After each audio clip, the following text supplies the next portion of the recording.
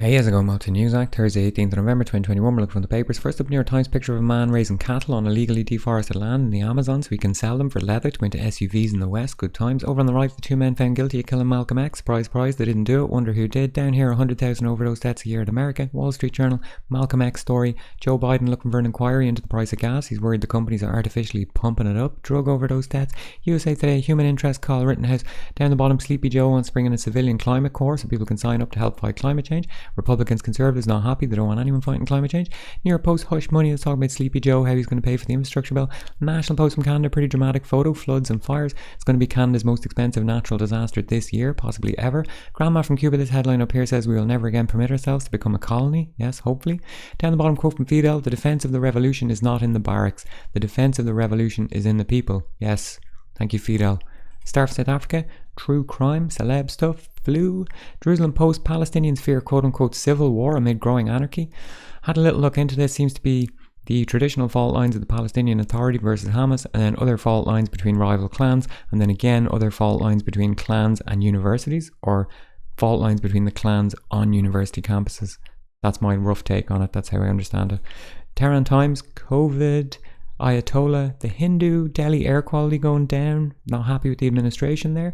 The Australian, that young lad still missing, jobs boom in time for Christmas, let's go ho ho.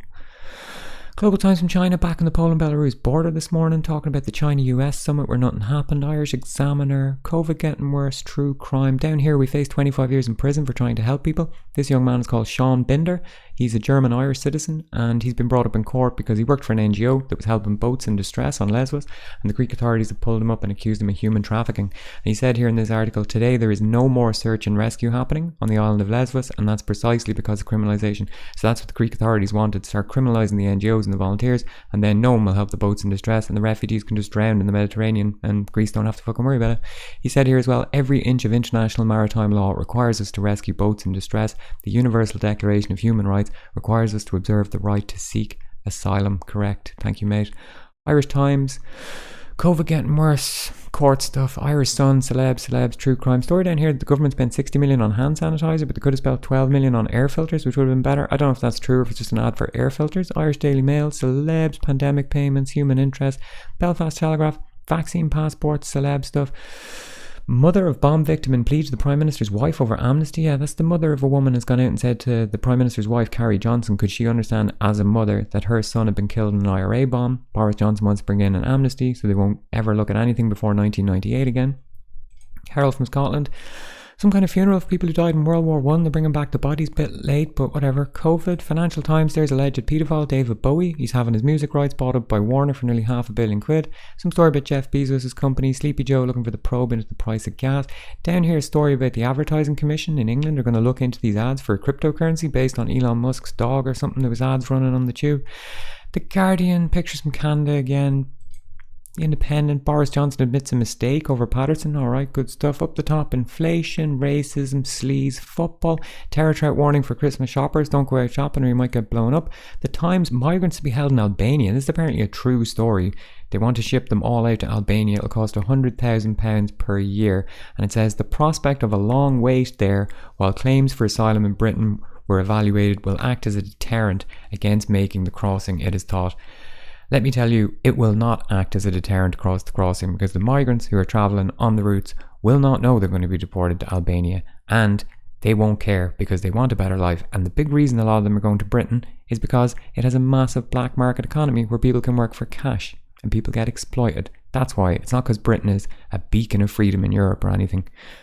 Anyway, down here, Jacob Angeli, aka Jacob Chansley, aka the Q Shaman, has been sent to jail. Our boy, 41 months in jail. We all know this man, I guess, unless you've been living under a rock for the last 2 years. He walked in on January 6th during the Capitol riots, walked in, had a look around, was dressed a bit crazy, clearly quite deluded, suffered from mental health issues. If you think this is a good thing that he's gone to jail, you might also be suffering from mental health issues, one of them being lib brain, so please see a doctor, although there is no known cure yet. Daily Telegraph, the Queen is back on duty, good to see there. She's hosting this guy, outgoing Chief of the Defence Staff, in the Oak Room of Windsor Castle. No sign of Prince Andrew, I guess he's in the next room, still hiding, still wanted for questioning regarding his relationship, paedophile billionaire financier Jeffrey Epstein, RIP. Down the bottom here, Princess told to quit affinity over sex claims. That's Princess Beatrice, daughter of Prince Andrew, still wanted for questioning regarding his relationship, paedophile billionaire financier Jeffrey Epstein, RIP.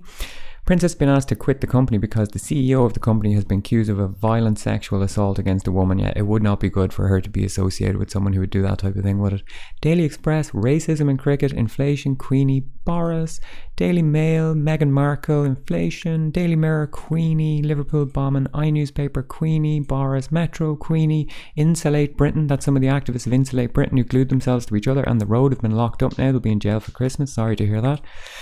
Daily Star, at last some news to cheer us all up as road Tarquins are jailed. Oh dear, how sad, never mind. Yeah, so the Daily Star are pretty happy that these people have been locked up because they were blocking roads, stopping the poor working man getting to work, that type of thing. Anyway, lots of royals on the front again today. Julian Assange still in jail in the Belmarsh maximum security prison without fair trial or due process. If you want to stay off corporate, state, social media, any of that sort of guff for the day, just click the link in the description.